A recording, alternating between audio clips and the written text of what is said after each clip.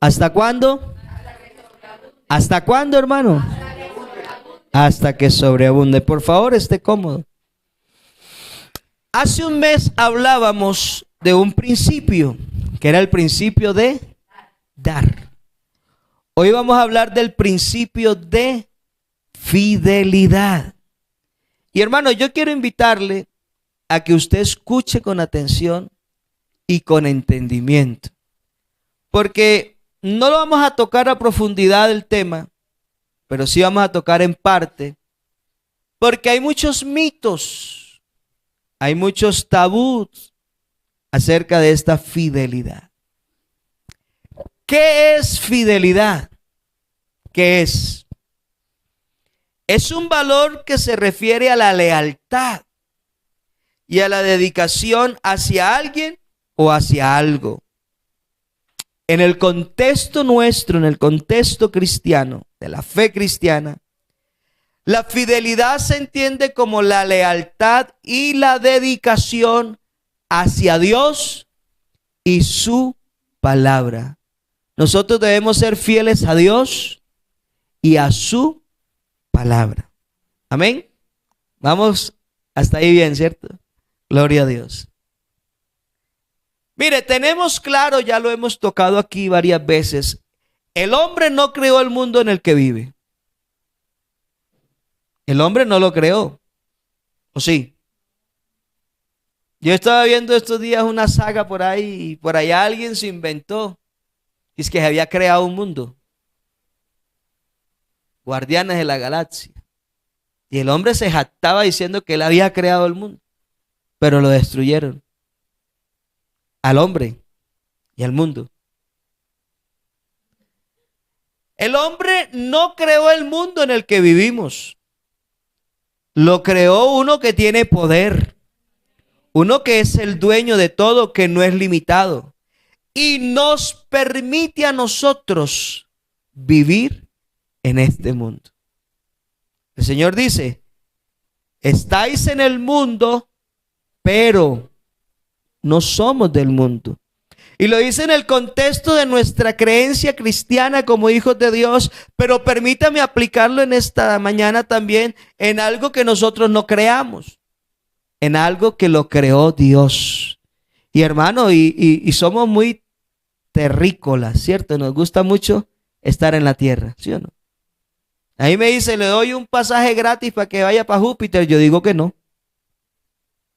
Porque si se lo dan para Júpiter no tiene regreso. Usted y yo en Júpiter pesamos lo que pesa una catapila.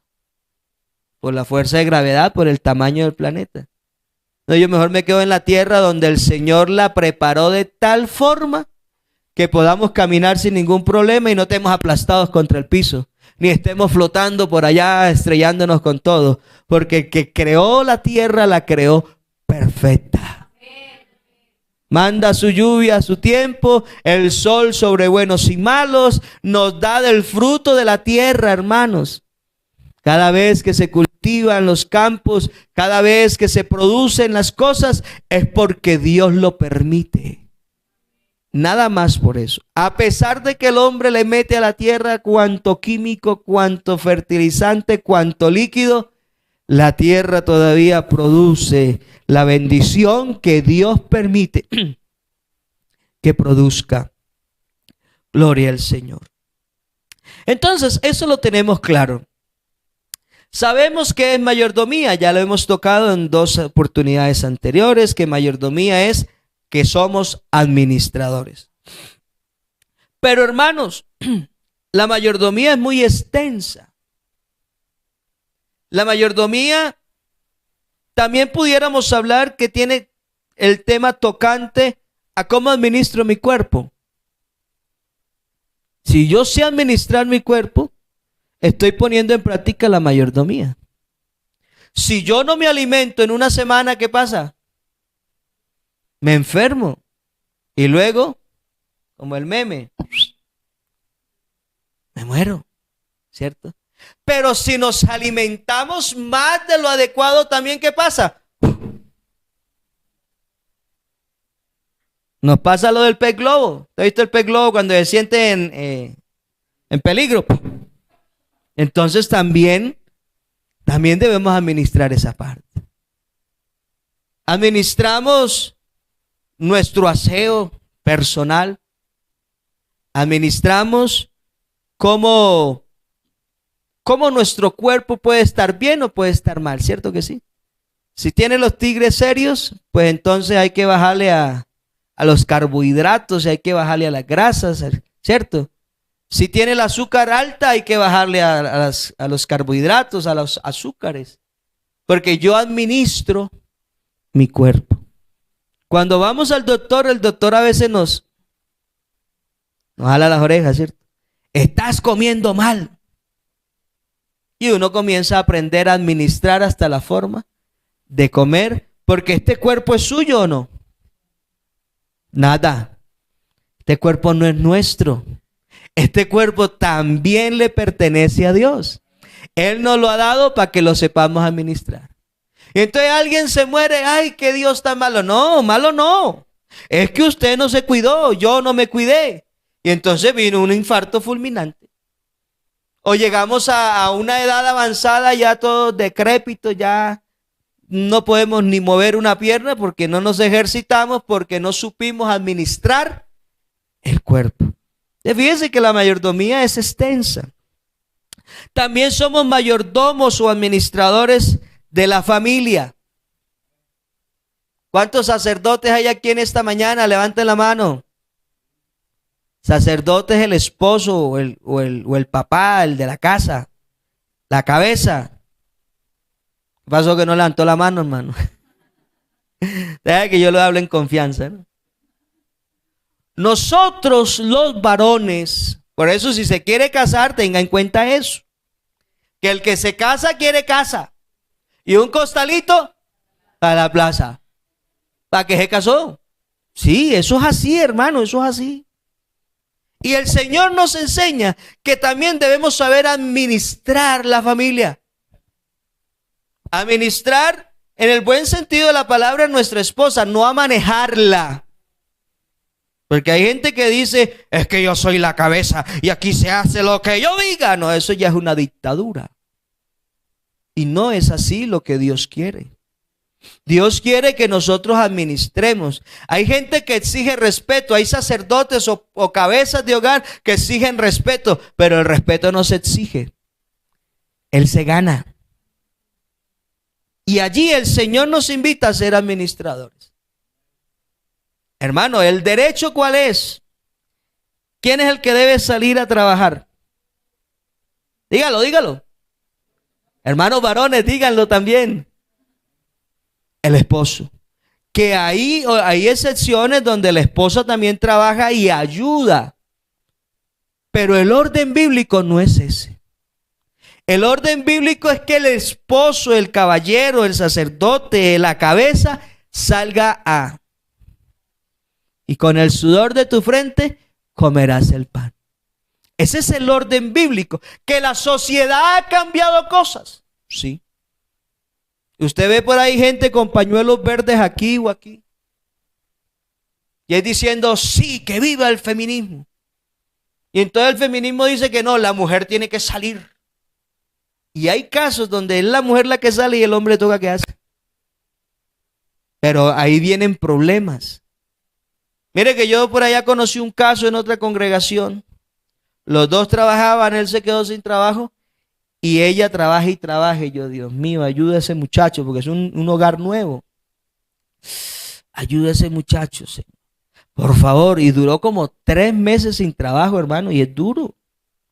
Es duro y aunque ya no son ovejas mías, pero son muy, muy conocidos.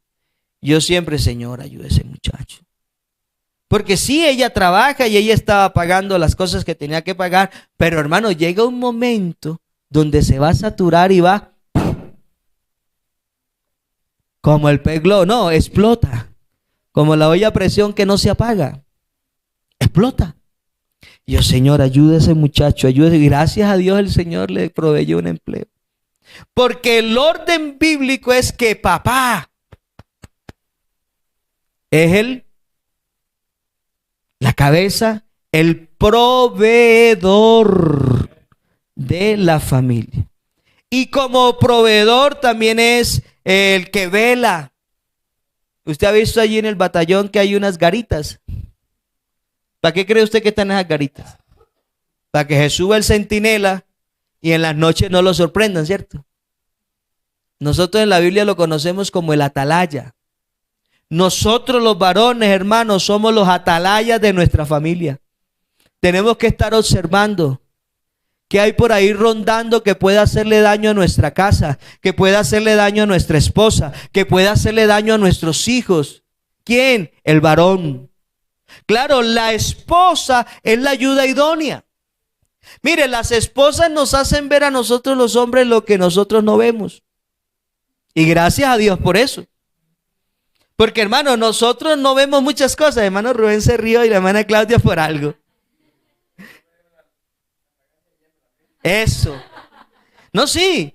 Y hay cosas, mire, a veces uno se va a meter en un negocio y la esposa le dice, tenga cuidado. Eso me huele mal. Si la esposa le dice así, hermano, no haga el negocio. Porque tienen algo, tienen como un sentido allá especial de parte de Dios. Que le dice, no haga eso. No lo haga. Y uno de terco lo hace y pum, lleve. Y después ¿con quién pelea? Porque cuando se equivocan ellos, la esposa o los hijos, ahí sí, es que usted. Pero cuando nos equivocamos nosotros, pase la página. Supéralo. Diga menos, diga ya. Gloria a Dios. Entonces, hermanos, Dios nos llama a nosotros también a administrar nuestra casa. Mira, hermano, yo le doy gracias a Dios.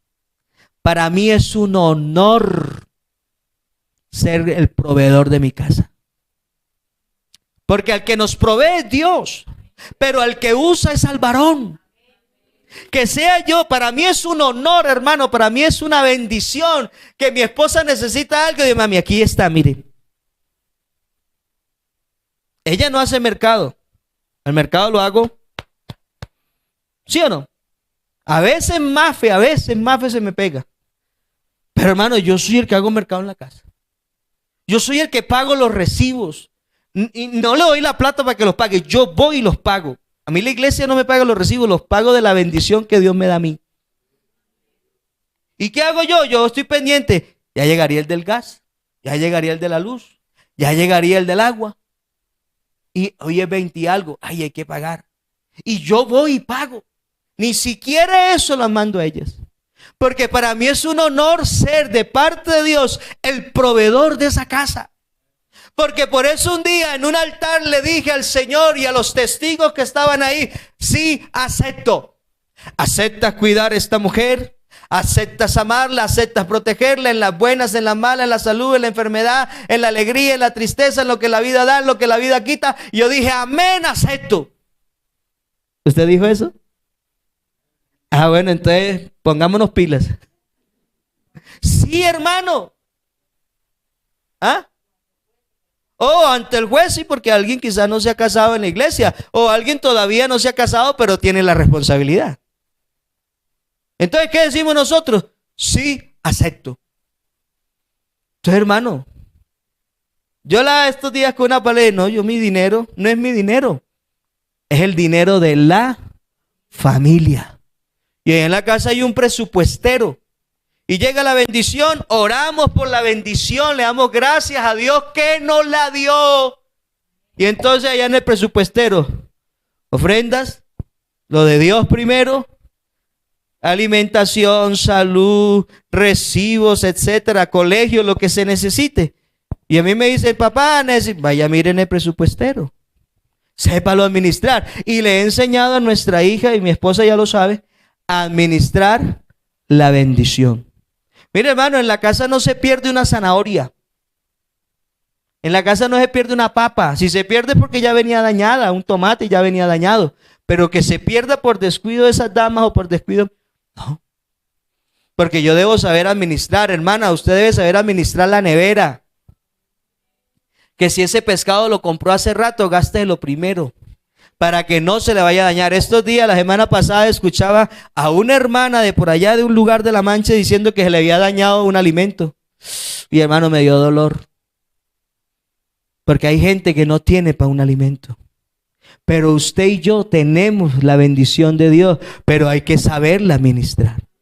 Y no sigo ahondando ahí porque si no, me quedo patinando ahí, Dios mío bendito.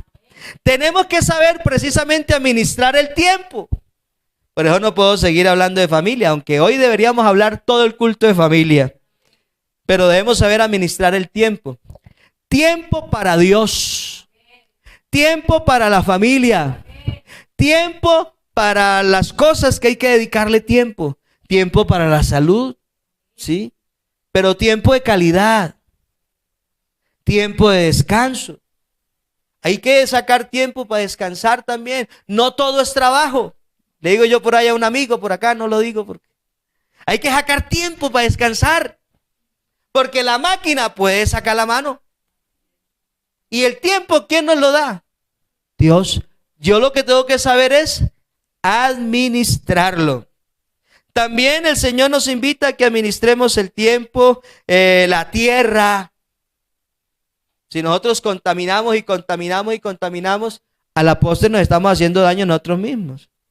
Si yo voy en el carro y boto el papel, pues me estoy haciendo daño yo mismo, porque en la tierra es donde yo vivo, ¿cierto? Entonces uno a veces bota las conchas de naranja, las conchas de guineo, y uno dice, eso es abono. Y sí, eso sí es biodegradable. Pero ya botar vasos desechables, bolsas y todo eso, debemos saber administrar la tierra. Pero sigamos adelante. Etcétera, etcétera, etcétera. Mira lo que dice Primera de Pedro, capítulo 4, verso 10. Se me perdió Pedro allá. 4:10 de Primera de Pedro. Cada uno, escucha hermano y amigo, cada uno según el don que ha recibido, que dice, ministrelo a los otros como buenos administradores de la multiforme gracia de Dios. Como buenos administradores de la multiforme gracia de Dios. Hay un ejemplo de administración y bueno, lo estaba tocando, pero vamos a leer la cita bíblica para que usted se dé cuenta de que estos no son inventos del pastor. Es que el pastor se inventa unas cosas, no, eso está en la Biblia. Primera de Timoteo capítulo 5, verso 8. Gloria a Dios. Primera de Timoteo 5:8. ¿Ya lo encontraron? Dice, porque si alguno no provee para los suyos y mayormente para los de su casa, ¿qué ha hecho? Ha negado la fe. Oiga, y esta palabra es dura y es peor. Permítame pronunciar esa R con toda. Peor que un incrédulo.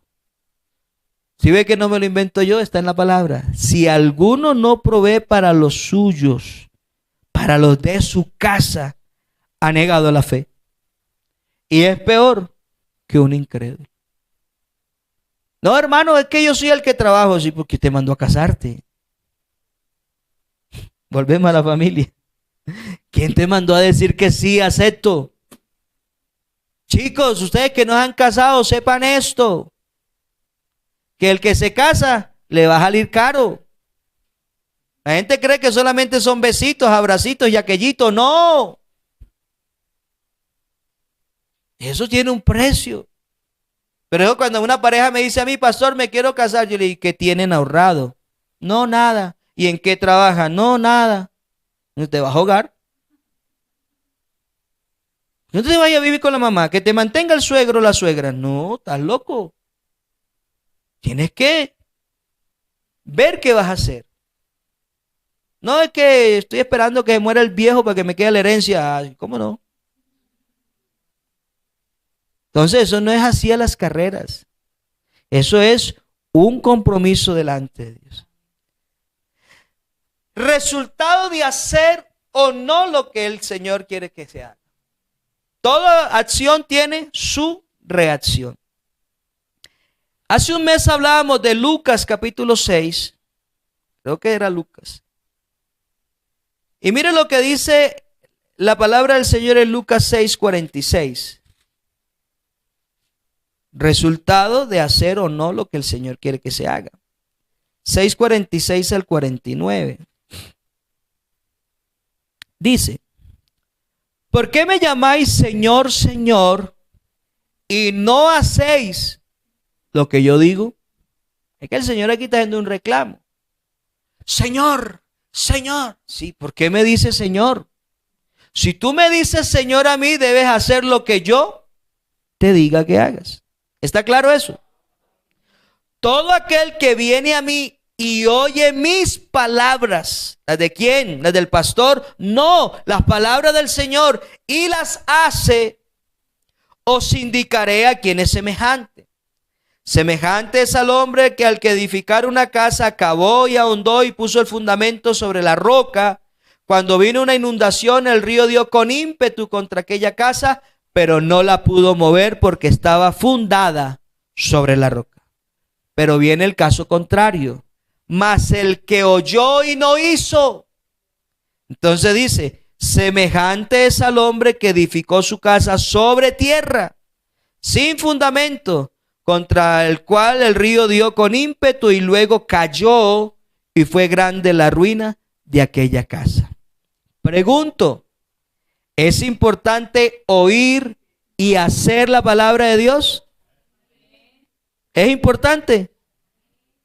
Porque hay gente que oye y no hace. Y entonces el Señor le dice, es semejante al hombre que hizo su casa sobre la tierra, así, nomasito. Se le cayó y fue más grande su pérdida. Entonces estamos de acuerdo en eso. Las personas se escandalizan cuando se habla de diezmos. La gente se escandaliza. Algunos porque no conocen qué es el diezmo. Otros porque han oído comentarios de otras personas malintencionadas que han torcido realmente qué es el diezmo. Pero hermano, le voy a poner un ejemplo. Aquí estamos en un entorno agrícola, ¿cierto? Usted mira para allá y lo que ve es veredas, cultivos. Y cuando una persona trabaja a medias, ¿qué quiere decir eso? 100 bultos de, vamos a ponerlo de 500 bultos. El hermano Pablo arrancó 500 bultos de papa con el mediero. ¿Cómo van ahí? 250 para el uno y 250 para el otro. Y se escandalizan. ¿Y por qué no? Porque es un trato que se hizo, ¿verdad? También se conoce la tercera parte, ¿cierto? ¿Qué es la tercera parte? El 33.3%. Entonces, de 500 bultos, le corresponde al dueño de la finca 166 bultos de 500. Porque es la tercera parte. ¿Se escandalizan de eso? ¿Y por qué no? Porque se acordó, ¿cierto? Se hizo un trato. Si hablamos de una cuarta parte, es el 25% de lo que se produce. Entonces, de 500 bultos le corresponderían al dueño de la tierra 125 bultos, ¿cierto? 125 unidades. Y también se habla de la quinta parte. No, le dejo esa tierra por 10 años a la quinta. ¿Y qué quiere decir eso? Un 20%. Y si saca 500 bultos, 100 bultos son del dueño de... ¿Y qué dice el Salmo 24?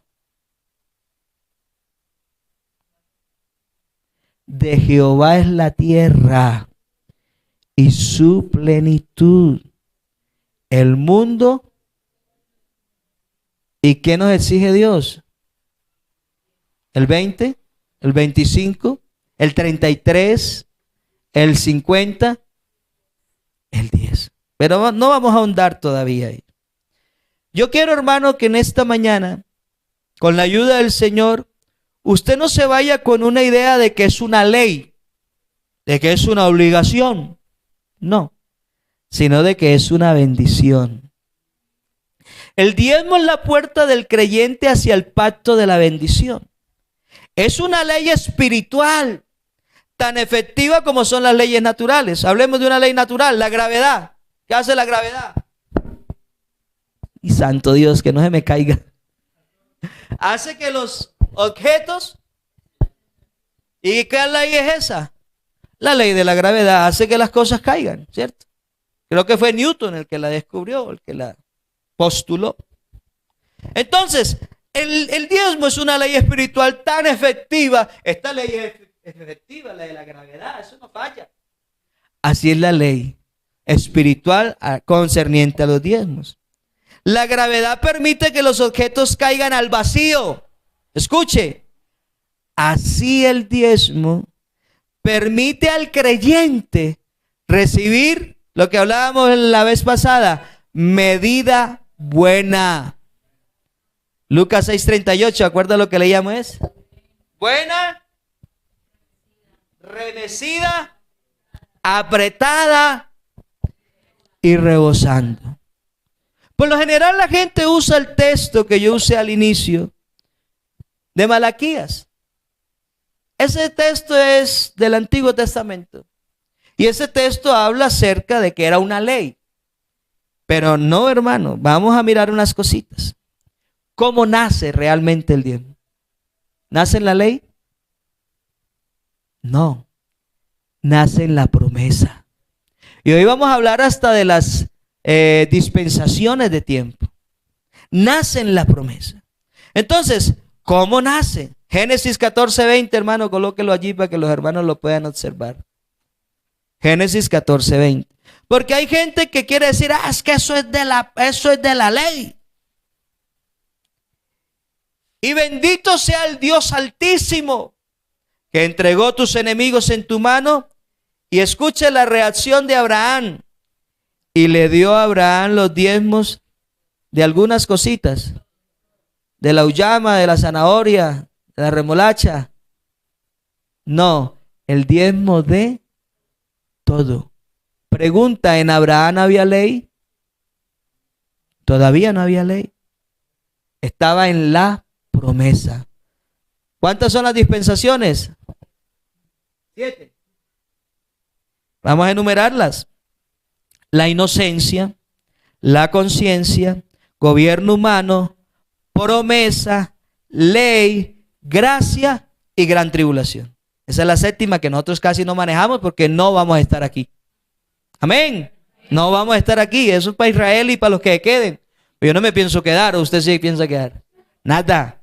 Que se queden los que no quieren aceptar a Cristo. Pero usted y yo que lo hemos conocido, no, señor. Entonces, no nace en la ley. Nace en la promesa.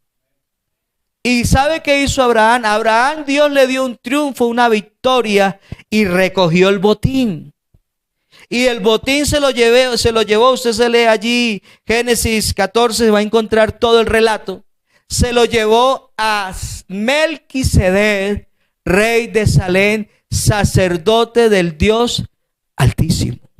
A él fue el que le llevó. Nadie le dijo, Abraham tiene que hacerlo. El sacerdote no fue allá a decirle, hey, ¿qué pasó, amiguito? Mire, hermano, yo nunca voy a las cosechas a decir, ajá, ¿y qué pasó? Nada.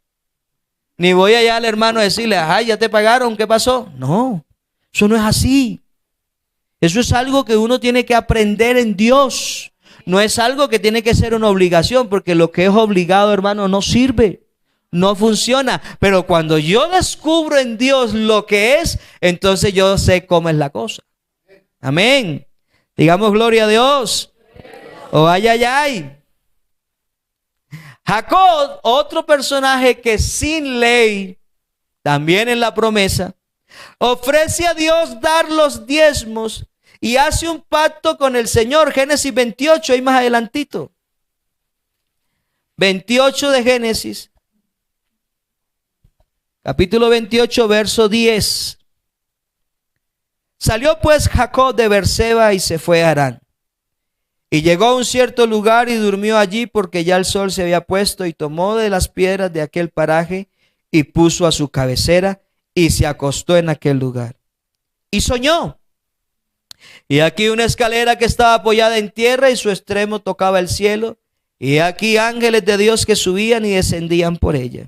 Y aquí que Jehová estaba en lo alto de ella, el cual dijo: yo soy Jehová, el Dios de Abraham tu padre y el Dios de Isaac. La tierra en que estás acostado te la daré a ti y a tu descendencia. Será tu descendencia como el polvo de la tierra y te extenderás al occidente, al oriente, al norte y al sur. Y todas las familias de la tierra serán benditas en ti y en tu simiente. He aquí yo estoy contigo y te guardaré por donde quiera que fueres, y volveré y traeré a esta tierra, porque no te dejaré hasta que haya hecho lo que te he dicho. Y despertó Jacob de su sueño y dijo: ciertamente Jehová está en este lugar y yo no lo sabía. Y tuvo miedo y dijo: cuán terrible es este lugar. No es otra cosa que casa de Dios y puerta del cielo. Y se levantó Jacob de mañana y tomó la piedra que había puesto de cabecera y la alzó por señal y derramó aceite encima de ella. Y llamó el nombre de aquel ciudad Betel, aunque Luz era el nombre de la ciudad primero.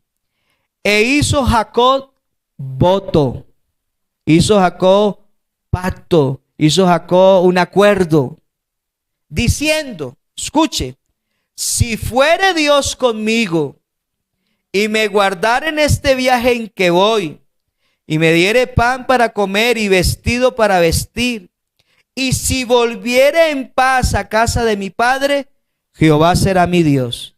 Y esta piedra he puesto por señal, será casa de Dios. ¿Y qué termina diciendo? Y de algo. Y de todo lo que me dieres. De todo lo que me dieres. El diezmo apartaré para ti. ¿Para quién, hermano? ¿Para quién? Eso es bueno tenerlo claro. ¿A quién es que yo le doy mis diezmos? Bueno, los diezmos no son mis diezmos, son del Señor. ¿A quién se los doy yo? Porque es que hay gente que piensa, ay, y se rascan la cabeza, hermano. Y ahora me toca ir a llevar los diezmos al pastor. No, estás mal. No, eso no es así. Los diezmos son del Señor. ¿Qué se hace con eso? Ya eso tiene una estipulación dada de qué se hace con ese dinero. Pero no es del pastor, no es de la iglesia, es de Dios. A Él sea la gloria en esta mañana. A Él sea la alabanza. Gloria al Señor. Entonces, algunos lo han entendido como un impuesto. Es que usted tiene que pagar un... No, hermano, no. Usted no tiene. Es si usted lo entiende. Y si no lo entiende, dígale al Señor que le enseñe. Y bueno, por eso estas enseñanzas. No crea, a uno le da cosita enseñar de esto. Uno le da cosita porque hay gente que de pronto no tiene claro qué es esto. Pero me es necesario enseñarlo. Porque mañana o pasado llega aquí otro pastor y no, hermano, ¿no te nos enseñaron eso? ¿Sí? Y entonces, ¿por qué tenemos que tener claro que los diezmos son de Dios? Porque el día que yo me vaya, porque yo no voy a estar aquí toda la vida, ojalá me dejen unos buenos años. Entonces usted no me va a estar llamando, hermano Jorge, regáleme la cuenta en X para mandarle los diezmos. Y le voy a decir, no es que no son míos, son del Señor. Y en el lugar que usted se alimenta, hermano, usted no come ahí en ¿cómo se llama? En Paolo's Pizza y va a ir a pagar al frente en Pieros, ¿cierto que no? Usted si comió pizza en Paolo, paga en Paolo. Y si comió en Pieros, no va a ir a pagar en Paolos. Porque uno donde se alimenta es que paga el alimento que se come. Lo mismo es en este sentido. Mira, hermano, a mí me han llamado de Cúcuta, me han llamado de Arauca. Hermano, mire, que es que le voy a mandar. Si son diezmos, no. Pero hermano, usted está en obra misionera. No, de mala, pero es que yo dependo de él. No del alfolí. Y cuando uno comprende eso, que son de Dios, entonces uno va en coche, hermano. Va bien, gloria al Señor. Entonces, algunos lo han entendido como un impuesto. Ah, sí, ¿cómo no? Ya te voy a dar lo mío. Y así he escuchado gente hablar, hermano. Aún familia mía, me lo han dicho a mí, porque no tienen el conocimiento. Es un acto de agradecimiento al Dios que hizo los cielos y la tierra, el que de paso me bendice. Amén. Mira, hermano, la ley no invalida la promesa. La ley vino 430 años después. Aquí en Abraham y Jacob, la promesa, dispensación de la promesa, allí nace el diezmo. Era una costumbre ya de estos hombres llevar el diezmo al lugar que Dios escogiere.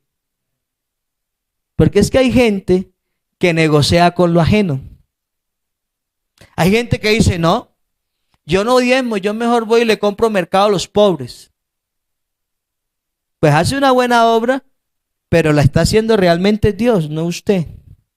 Porque no negocias con tu 90, no con el 10 de Él. ¿Sí me hago entender? Entonces, no, hermano, lo que es de Dios es de Dios. Entonces, la ley no invalida la promesa, pues en la ley, 430 años después, viene y se introduce en la ley como una orden. ¿Sí? Aquello que nació en la promesa, en la ley lo introducen como una ley. Alabanzas al nombre del Señor.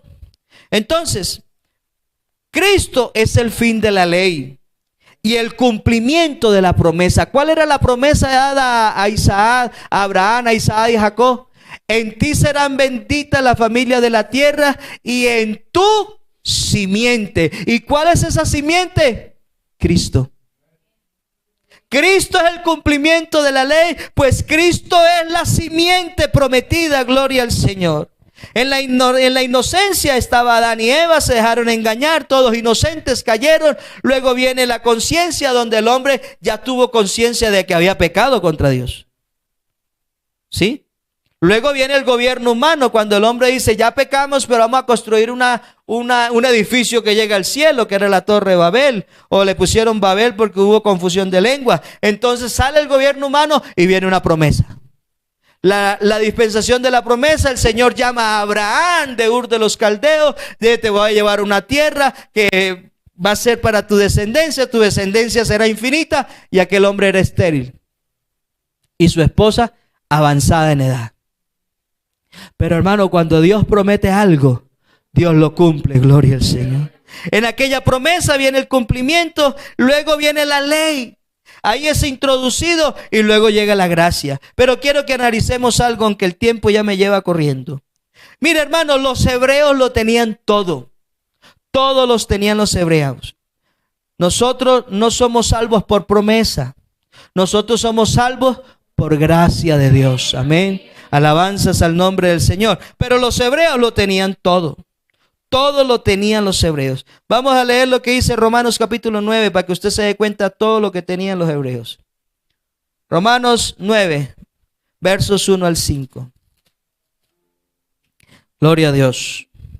Verdad digo en Cristo, no miento, y mi conciencia me da testimonio en el Espíritu Santo. Está hablando Pablo. Que tengo gran tristeza y continuo dolor en mi corazón, porque deseara yo mismo ser anatema, separado de Cristo, por amor a mis hermanos, los que son mis parientes según la carne, o sea, los hebreos, que son israelitas, escuche, de los cuales son la adopción, la gloria, el pacto, la promulgación de la ley, el culto y las promesas. De quienes son los patriarcas, o sea, de dónde vinieron los patriarcas, de dónde, de Israel. Aleluya. Y de los cuales según la carne vino Cristo, el cual es Dios sobre todas las cosas, bendito por los siglos. Amén. Hermanos, los hebreos tenían todo. Tenían el pacto, tenían las promesas, tenían la promulgación de la ley, el culto que le hacían al Señor. ¿Y sabe quién éramos nosotros? Gentiles. Efesios capítulo 2, verso 12. ¿Y qué dice? ¿Quiénes éramos nosotros sin tener a Cristo en el corazón? En aquel tiempo estabais sin Cristo. Escuche, alejados de la ciudadanía de Israel y ajenos a los pactos de la promesa, sin esperanza y sin Dios en el mundo. Los hebreos lo tenían todo y nosotros sin esperanza y sin Dios en el mundo. ¿Quiénes son los gentiles? Para que quede claro este texto. Los gentiles somos todos aquellos que no somos israelitas. A eso se les considera gentiles, que no somos del pueblo de Israel. Entonces usted y yo somos colombianos, algún venezolano aquí, somos gentiles. Entonces los hebreos tenían todos: pactos, promesa, adopción, gloria, culto, leyes, y nosotros sin esperanza y sin Dios en el mundo. Los hebreos lo tenían todo, nosotros no. Nosotros los gentiles nos quedamos en la tercera dispensación. ¿Cuál es la tercera dispensación? En el gobierno humano. Y nosotros nos quedamos en la tercera dispensación. Entonces los hebreos, Dios escoge a Abraham y Dios le da la cuarta dispensación a ellos. En Abraham lo llama y allí le promete que va a ser de él una nación, y ahí le da la cuarta dispensación al pueblo de Israel, y nosotros seguimos sin Dios y sin esperanza en el mundo. Entonces le dice: en ti serán benditas la familia de la tierra, forma un pueblo y este pueblo fue introducido a Egipto. 430 años después aproximadamente estuvo esclavizado en Egipto, y el Señor les pone un caudillo libertador. ¿Quién es? Moisés. Luego que Moisés, con la gloria de Dios, saca a Israel de Egipto, entonces les da la quinta dispensación, la ley. Y nosotros sin Dios y sin esperanza en el mundo. La promesa de Abraham dice que sus simientes serán benditas. Nuestra esperanza no era la ley, hermano. Nuestra esperanza era la promesa. Gloria al Señor. Nace la promesa para los descendientes de Abraham, pero hay un problema. Nosotros no somos descendientes de Abraham. ¿Usted de quién es descendiente? Le voy a decir de quién somos descendientes nosotros. De los chichas. ¿Qué más? Aruacos. Los de la sabana de por allá de Córdoba, ¿cómo se llaman? Los motilones Barí.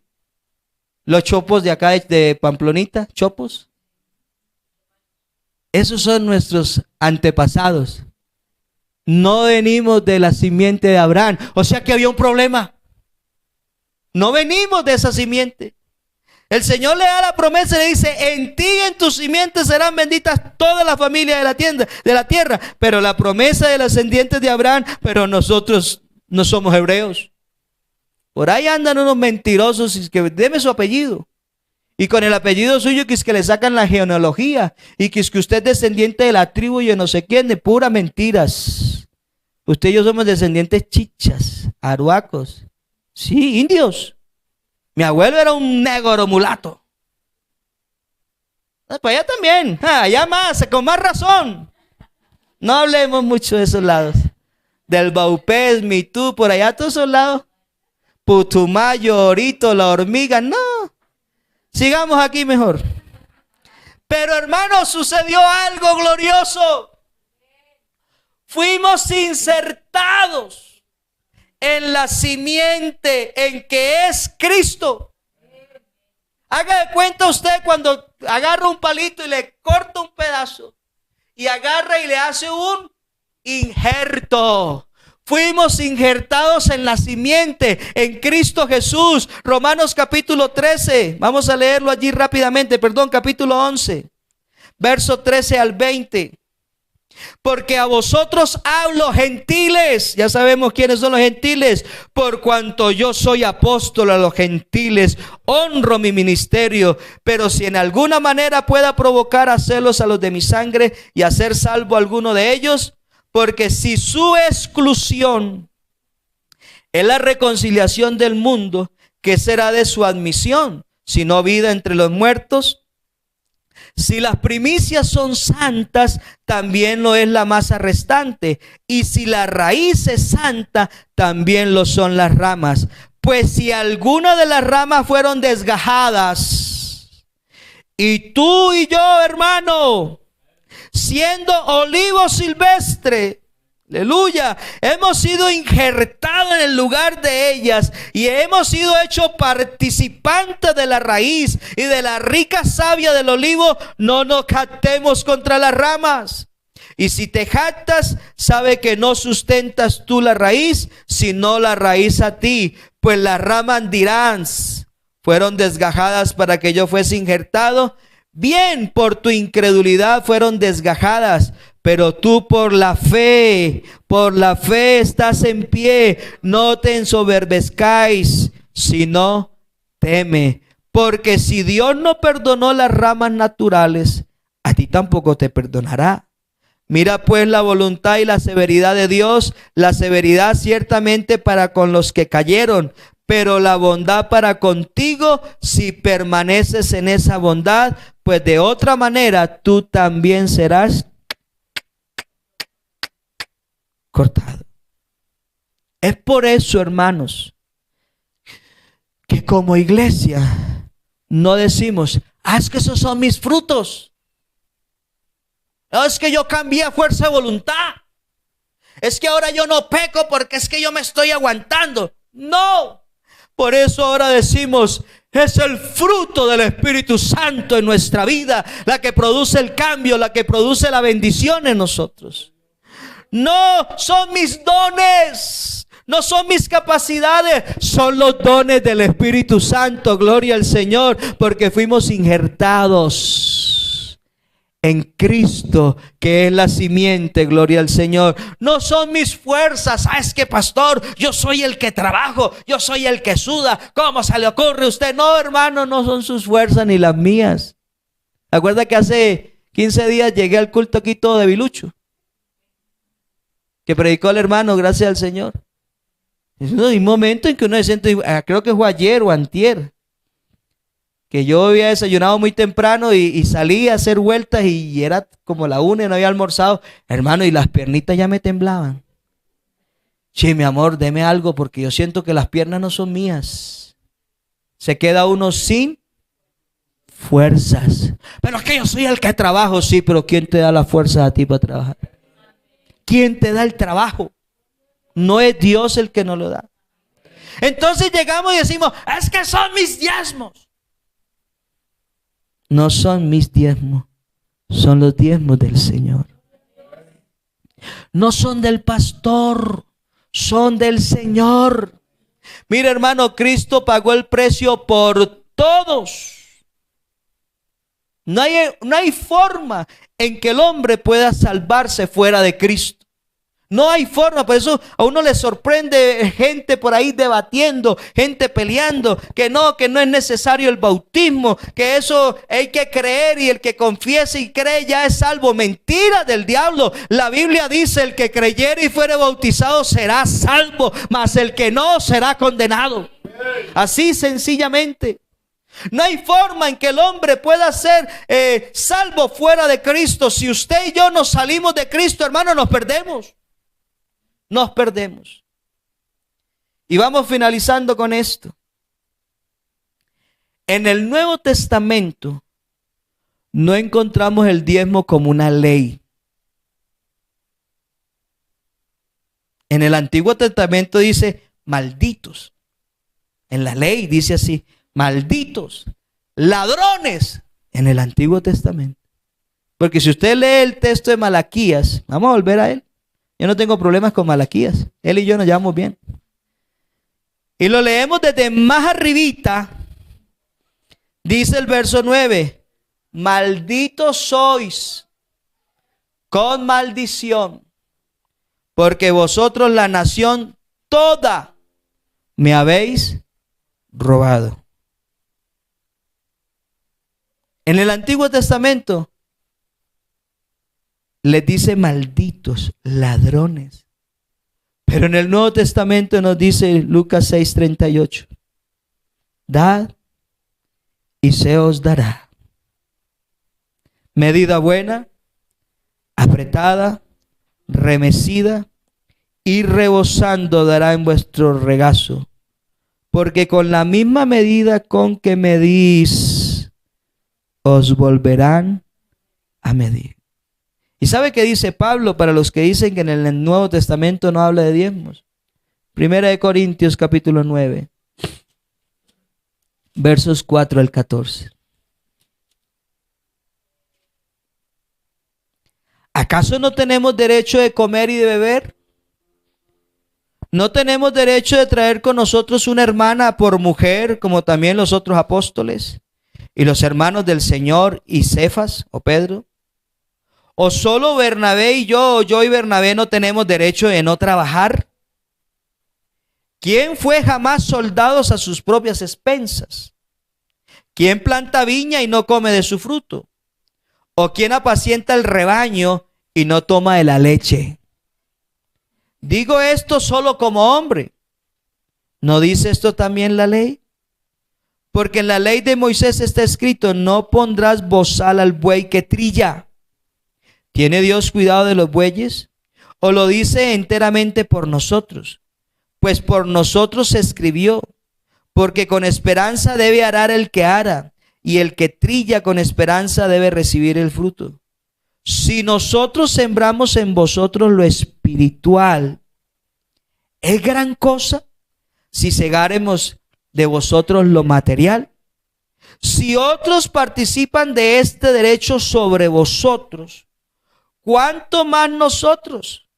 Pero no hemos usado de este derecho, sino que lo soportamos todo por no poner ningún obstáculo al evangelio de Cristo. ¿De qué está hablando Pablo? ¿Ah? Pablo se dedicó por completo al evangelio.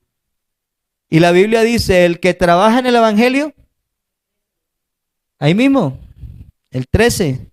¿No sabéis que los que trabajan en las cosas sagradas comen del templo? Y los que participan del altar participan. Así también ordenó al Señor a los que anuncian el evangelio que vivan del evangelio. Hermanos, de esos diezmos se sufraga el sostenimiento del pastor. Eso es una realidad. Que sea poco, sea mucho, eso es problema de Dios. Yo lo único que sé es que Él es el que provee. Mire, hermano, es tan proveedor que le va a contar un testimonio.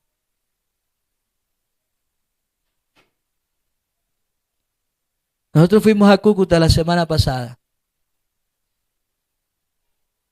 Y hermanos, cuando uno le da al Señor de verdad, sin reservas, yo no lo hago por eso, ni usted lo vaya a hacer por eso. Pero Dios no se queda con nada. Con nada es con nada. Fuimos a un centro comercial a mirar un computador de Mafre que tiene un problemita, a ver si tiene garantía. Y bueno, la lavadora a nosotros ha estado molestando. Ya le he cambiado la transmisión 2 veces. Ya tiene como 9 añitos, ya es justo. Y nos pusimos a ver lavadoras. Y bajaron de precio. Bajaron. Dije yo. Yo le dije: mis amores, vamos, porque no hay para comprar lavadora. Vamos. No, ya degustamos el ojo. Vamos para la casa. El viernes me llamó un hermano que yo bauticé, que tenía problemas con esta enseñanza. En la clase bautismal le enseñé y el hombre no. Y para resumir el cuento, hermano, él tuvo una pérdida muy grande de dinero. Grande. Y él tiene poco menos de 1 año bautizado. Sí, ya tiene el año. Y la esposa, preocupada por la pérdida que tuvo, dijo: pastor, ¿qué tal que eche para atrás? Pero no. Siguió adelante, gracias a Dios. Y me llamó: pastor, venga. Yo no visito las ovejas de otro redil porque son de otro redil. Pero a veces quedan amigos. Aquí vino el hermano Nehemías esa semana y yo no me pongo celoso porque haya venido y haya visitado al hermano Pablo. Alguien más mío que lo haya visitado, no me acuerdo. Bueno, que son amigos que quedan. Él me llamó y llegamos allá Y yo le dije, hermano, cuénteme qué pasó con la finca aquella que tenía que vender. Dijo, sí, hermano, la vendí. Precisamente por eso lo llamé. Porque hace 6 meses estoy intentando subir a Pamplona y no he podido. Y hermano, tuve una pérdida muy grande. Me robaron tanta cantidad de dinero. Cuando yo supe la noticia, yo le dije a mi esposa, el Señor está enseñando al hermano Julano. Pero son cosas que uno dice en la familia y sí, porque uno no puede ir a decirle al creyente, mire, eso le pasó porque no. Uno lo dice en la familia. Y hermano, y llego allá y me dice, hermano, ¿sabe? Que el Señor me enseñó. ¿Y de qué manera me enseñó el Señor? Y sí. Dijo, hermano, ahora yo comprendí que eso no es mío, eso es del Señor. Y si no puedo venir el fin de semana, llamo a mi esposa y digo, mija, tanto de diezmos. Y le digo, bueno, qué bendición, hermano, que aprendió. Digo, pero hermano, mira, aquí le tengo este sobre. Y hermano, si son diezmos, yo no se los recibo, porque yo no soy su pastor. Porque uno debe diezmar en el lugar donde se congrega. Aquí vino un hermano un día a visitarnos, de esos que vienen aquí seguidos, y le preguntó a mi esposa que dónde queda el alfolí. Y gracias a Dios por mi esposa que le enseñó, le dijo, no, es que usted no debe diezmar acá. Debe diezmar donde oran por usted, lo atienden a usted, están pendientes de usted, allá en ese lugar que usted congrega. Y hermano, para resumir, el sábado, ayer hizo 8 días, llegamos a Pamplona, traíamos la ropa sucia de Cúcuta y la que se ha amontonado, y resulta que mi esposa va ahí, oprime el botón, sacó la mano. Cuando le digo yo a mi hija y a mi esposa, cuando el Señor nos da una bendición, es porque algo viene. Por eso yo el domingo predicaba aquí a viva voz que este Dios que tenemos aún no se ha presentado la necesidad y el Señor ya tiene preparada la salida. Y hermano, lo de la lavadora. Allá fui, no me la han traído, pero ya fuimos, la compramos, creo que mañana. Y no eran diezmos, porque yo no le recibo diezmos a creyentes que no sean del Zulia. Porque esa es la ética pastoral. Y hermano, si yo lo hago, me perjudico yo. Y estoy haciéndole un daño al creyente. Entonces, hermano, eso no es una ley. Es algo que nace en agradecimiento al Dios que tenemos. Los que lo practicamos, ¿cómo nos ha ido, hermanos?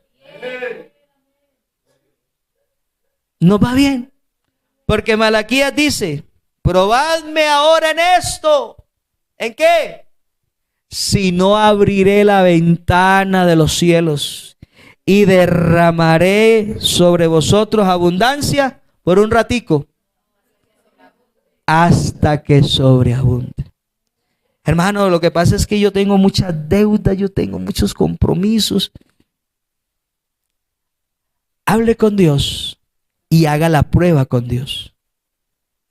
No lo haga por una obligación. Comience a vivir experiencias con Dios. Ya comenzamos con el voto, ¿cierto? ¿Y cómo les ha ido? Hermano, es que eso abre bendición. El diezmo es bendición espiritual, no tanto económica. Hay gente que cree, mire, yo conozco inconversos que diezman creyendo que Dios les va a dar más plata. Pero el diezmo va más por lo espiritual. Cuando yo comienzo a ser fiel en este principio, mi vida espiritual comienza a mejorar, a crecer, a engordarse. Esa sí se puede engordar todo lo que quiera. La vida espiritual. Y lo demás son añadiduras. Pero hermanos, que no se vuelva una camisa de fuerza. Viva su propia experiencia. Yo lo comencé a vivir recién bautizadito. Y hasta me regañaron, ¿sabe? Yo tenía una cadena de oro, una gargantilla, venía de Barranquilla. Y resulta que yo monté una venta de gasolina en Cúcuta. Ese fue mi primer trabajo en Cúcuta. Cuando eso la pimpina valía 8,000 pesos. Como yo no tenía plante, Agarré la gargantilla y fui y la vendí. En esa época creo que me dieron como 800, 600, no me acuerdo. Lo que sí me acuerdo es que de todo lo que me dieron saqué los diezmos. Siendo recién, o sea, estaba empezando, yo creo que todavía no me han bautizado. No, nada, todavía me bautizaron al rato. Y agarré y un familiar me pregunta, ¿y qué hizo lo de la cadena? Yo le dije, no, pues saqué los diezmos. ¿Pero cómo se le ocurre? Y bueno, ya lo hice, gloria a Dios. Hermano, y eso no ha hecho más que traerme bendiciones. En ese puesto de gasolina, Dios me bendijo. Me bendijo de una manera especial, hermano. Yo no seguí con la gasolina porque me enfermé. Pero yo me había proyectado, yo iba a tener mi Serviteca. Yo creo que el Señor me puso esa rinitis alérgica aguda para que me quitara eso de la cabeza. Yo quería poner mi Serviteca, hermano. Yo cambiaba aceite, cambiaba relaciones de moto. ¿Qué no hacía yo? Pero ¿qué hacía yo? Vendía un cuarto de aceite que me dejaba 300 pesos de ganancia. Y yo colocaba en la libretica 30 pesos. El galón que me dejaba 600, 60 pesos.